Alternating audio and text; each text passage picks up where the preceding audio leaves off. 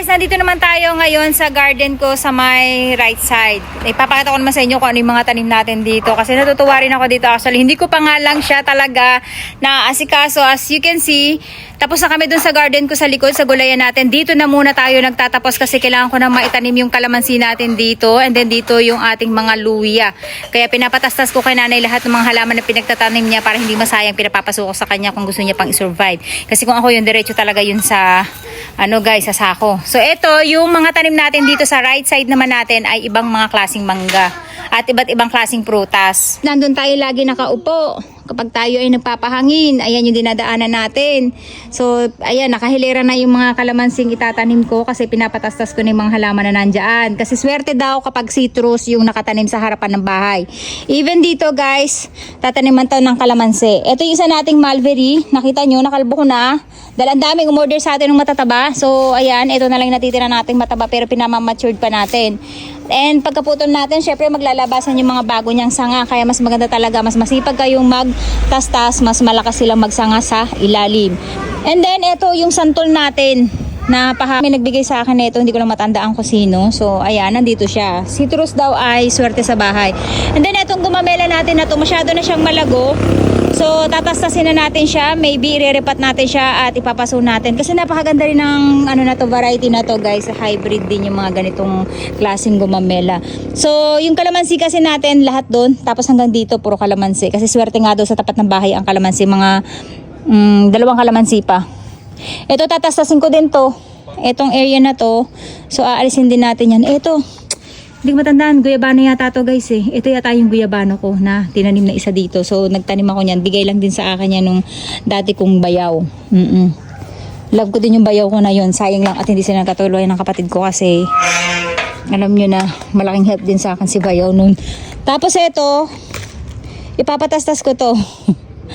So hindi natin kailangan to kasi unang-una nagdidilim lang yung ang tapat ng bahay natin. Second, ang taas niya na. Usually hindi pinapataas yung mga ganitong puno. Ginagamit talaga to guys kapag mga pang cover lang ng gate. Pag wala kayong pang gate, ito yung itanim nyo hilera. So, yan yun ginagamit. Kapag wala kayong pang gate, wala kayong pang bakod, ito yung tanim nyo na magkakadikit sila. Tapos tatabasan nyo lang, sisipagan nyo lang ang pagtabas.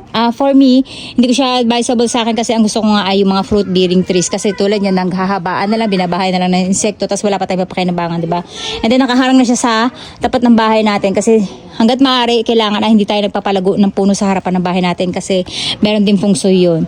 At si Kap, may nagdikit dito. OFW ng Pinas, nalagay mga pamangkin ko pa sa Y. Actually, nasa power bank ko yung mga sticker ng mga nagbibigay sa akin. So, ayan guys, isa tong gumamela. Natatanggalin natin. Yung santol natin, okay na yan dyan. And then, yung mga halaman na lang na yun, tatasasin din natin siya. Maglalagay tayo ng 1, 2, 3 pa na kalamansi. Tapos dito, nagtanim si nanay ng tuba. Alam niyo yung tuba guys, yung pinananapal sa mga sakit-sakit ng tiyan. Ayan, ito yung ibababad siya sa, lalagyan na lang nis, tapos papaapo yan and then ilalagay sa tiyan, ganun. Tapos may bunga na rin siya, I don't know kung kinakain siya, ayan. Ang gusto ko nga guys, yung alagaw kasi masarap din gawing siya ayon. And then meron tayo ditong pomelo. Hindi ko alam kung anong pangalan ng orange na ito, pero lasang pomelo siya guys. Ayan, napakadami niya ng bunga. Maglalagay tayo ng fertilizer sa kanya. And magbabawas din tayo ng mga sanga para mas lumago yung kanilang bunga. Pero ang dami guys, sana maabutan natin siya. Pero maybe, ang harvest kasi nito mga bandang September, magtataglamig na. Kasi ang lalaki niyan guys, medyo matagal-tagal lumaki yung mga oranges ano. So, ganyan lang siya ngayon. Lumalaki po yan ng ganyang kalaki. At napakastamis na ito guys. So, tinanim ko lang din yan. Nagkamaling ako na pagtanim kasi medyo naipagitna ko siya dito. Tapos, ang dami niyang bunga, nakakatuwa. Ayan o. Look, hitik na hitik. Akala mo kalamansi ba sila? And then pagdating dito, guys, ang tanim ko naman dito ay apple mango. Actually, mainit sa mata tong tanim natin dito. Ang dami nang hihingi, no? Akala yata guys nila ay pamigay. Itong ating mga mangga. Kasi ang ginagawa ko, hinihintay ko sila magpulahan. Itong mangga na to, kaya hindi ko talaga pinamimigay. Kasi guys, hindi nyo siya makakain nang hindi siya pulang-pula. Kasi pag kinuha nyo siya ng berte pa, napakaasim po niyan at lasang gamot. Pero once na yan po ay naging hinog na at mapulang-mapula, matamis na, sobrang sarap po ng mangga na yan. Ayan po, apple mango yung tinanim natin dyan. And then dito sa may area na to, ito naman po yung king mango natin. Ito yung mahahabang variety guys, na kasing laki ng papaya pag lumaki siya. Pero dahil tingnan nyo, ang dami-daming langgam, ang dami-daming insekto, hindi na sila naglalakihan, maliliit pa lang tinitira ng mga ano. Kaya nagpapabili ko ng net para manetan natin sana siya. At magbabawas tayo ng mga sanga bago umalis yung lola nyo. So ayan, hanggang dito yan. So ito yung puno na yan, yung king mango natin. Tatastasin natin yung mga sanga niya na kung saan ay hindi na naaarawan yung mga nandito sa side natin. Ayan po. And then dito guys, nakita ko nagbubunga na siya. I think ito yung isang mangga natin. So nagbubunga na siya. Ang binili ko dito ay kalabaw. Pero ang nagiging bunga niya, ngayon pa lang siya nagbunga. First time ko siya nakita nagbunga, no. Ang sabi nila, Urosa!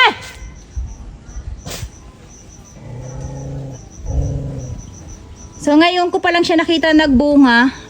Tapos hanggang doon sa may likuran ng kapitbahay natin, nakikita ko nandun yung ibang bunga. So eto ang gagawin natin, maybe tatapyasin natin siya para hindi rin tayo nakakaabala dun sa kapitbahay natin. Kasi syempre pag malakas ang hangin, may bagyo, naglalaglagan yung dahon natin dun sa bubungan niya. So nakakaabala din tayo dun guys. Plus hindi sila tataba kasi nga alam nyo na nag-aagawan sila ng sustansya ng lupa, plus nag-aagawan sila ng liwanag. Although maganda talaga kasi tingnan nyo naman, oh, 'di ba? Ang ganda ng lilim na binibigay nila. Hindi naman 'to nagiging tambayan kasi nga dumadami din yung insekto kapag ganitong maraming puno na. Marami ng gagamba, marami ng salagubang, marami ng kung ano-anong insekto na nakaano dito, nakabahay. So etong puno na 'to, eto yon. I think kalabaw kasi to guys eh. Hindi ko lang sure talaga kung grafted yung binigay sa akin. Kasi kung grafted to guys, 3 years pa lang, 4 years, may bunga na siya dapat. Pero until now, hindi pa rin siya nagbubunga. So eto, maybe ikakat din natin to para maging bansutin lang siya. Ito lang siguro yung bubuhayan natin na sanga. And then yung the rest sa taas ay ikakat natin. Para medyo malis, tingnan nyo yung damo na binibigay nila. So maganda rin yan pataba guys. For example, gagawa tayo ng planter. Ilalagay lang natin yan pang ilalim. Ito. Tapos tatabunan natin siya ng lupa, ay okay na po yun. Kasi magiging fertilizer yan sa pinaka-ilalim. And then dito, may tanim din ako dito. Hindi ko naman sure kung anong tanim to. Paki-ID nyo guys yung kanyang dahon. Hindi ko alam kung yan ba ay tanim ko. Ano kaya ano to? Prutas to guys. Kasi lahat ng tinanim ko talaga dito ay fruit bearing trees. And then this one, I think ito yung kalabaw natin na baka hindi grafted yung binigay sa akin. Kasi sa nakikita ko, wala siyang dugtungan na grafted siya. Kasi usually guys, nakikita ko yung mga dugtungan ng mga sanga ko pag grafted, pag binibigay sa akin. Ito ang hindi ko nakitaan na grafted siya. Ayan, nakikita nyo, straight na puno lang talaga siya. So ito, kailangan natin itong bawasan ng sanga. As you can see, ang taas-taas na rin nila. Kung mamunga man sila, hindi na natin sila maaabot. Ang dami nilang sanga na hindi kailangan unwanted. Kaya nasasapawan yung mga katabi nilang puno. Ayan, tapos meron tayo dito guys na santol. Yes po, meron din tayo ditong, hindi ko matandaan kung ito yung jackfruit. Meron din kasi kung jackfruit. Ito ano to, yung mahabang puno na yan, nakikita nyo na yan sa sulok. Yan naman po ay yung ating tawag dito, malunggay. So tumasa sila ng tumaas, hindi na natin abot at ang nangyayari nga na ano na yung kuryente, no? So kailangan talaga natin magtabas. And then yung mga sanga nila gagamitin natin na panggatong. So gagamitin natin yung mga sanga nila panggatong, yung mga pinagputulan natin na puno. And then yung mga dahon natin ay gagawin natin pataba. Yes po. Paki-ID nga guys, nakalimutan ko na kung anong puno to eh. I think ito yata yung jackfruit eh. Kasi parang bumili rin ako ng jackfruit. Hindi ko lang talaga matandaan kung ano-ano yung mga pinagtatatanim ko kasi it's been a long time. 10 years ago na yun guys. And then, ito yung santol. Santol to din guys. And meron pa tayo isang puno dito na duhat. Hindi, doon yung duhat natin guys. May duhat din ako, ayun. Sinanay nga. Ito lemon to guys. Ako nagtanim na ito. Hanggang ngayon hindi pa rin siya nagbubunga. Alam niyo kung bakit hindi siya nasisinaga ng araw. Kasi alam niyo na, Ichiro! Ache!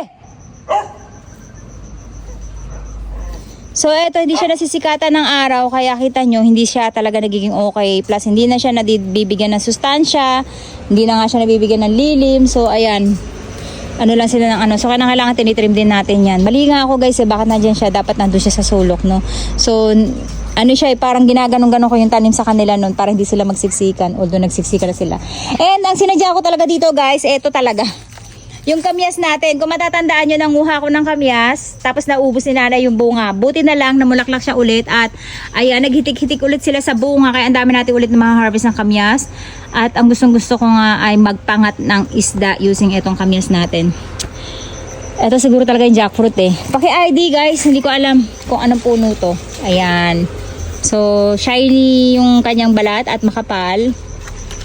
Ayan po. Paki-ID, anong puno po yan? Ang tanga-tanga ng lola niya. Nagtanim ako, hindi ko na natandaan. Basta alam ko, meron ako santol, meron akong gebano, meron akong, ayan, kamyas. Kasi isa sa mga gusto ko talaga yung kamyas. Lalo na kung pinapapa kasi mailig ako sa maasim that time. So, ayan po yun. Ang tataba guys, tingnan nyo. Ang lalaki ng kamyas natin. Hindi ko nga alam kung nagpapapitas sa nanay eh. Kaya pumunta dito kasi magpapangat daw siya ng isda. Sabi ko ako ang magpipitas. Dahil baka mamaya ubusin na naman niya. Dahil nung last time na pinapitas ko siya, inubos yung kamyas natin. Sabi ko, iba-vlog ko. Ayan, so kukunin lang natin yung malalaki. Kasi yung maliliit na yan, ay lalaki pa yan. Ay, nalaglag ng kamyas. Guys, hanggang dito sa ilalim, nakita nyo? Yung mga kamyas natin, naglalaglagan na lang. So, i-harvest na lang natin to, yung malalaki na. Kukuha lang tayo ng plastic at wala tayong dalang plastic. Grabe. Tingnan nyo naman yung kamyas ng lola nyo, diba? Ang lalaki. Andito yung duhat natin, guys. Dumi, diba? Kaya useless na malago sila, guys, kasi hindi mo na lang talaga siya pupuntahan gawa ng masukal, maalikabok, madumi, tapos naglalaglagan yung insekto. So, takot na lang sila magtambayan. So, supposed to be magbubulaklak na siya dapat at namumunga na, pero nagtampo, ayan, hindi pa siya nagbubunga ulit. Ngayong taon lang siya hindi nagbunga. And then, yung bunga nito, guys, itong kamyas na hawak ko na to, kalahati nito, ganun kalalaki yung bunga niya. Kaya napakaganda niya, binili kong variety na yan. Yes po. And then, ito yung king natin, no? Baka yun yung kalabaw natin, yung hindi pa namumunga. Itong nasa likuran natin as of now. 10 years na siya, guys, hindi pa rin namumunga. So, mamaya mamimitas na tayo ng ating mga kamyas at gagawa tayo ng pickled. Wala na naman akong jar kasi ginamit ko lagay ng harina.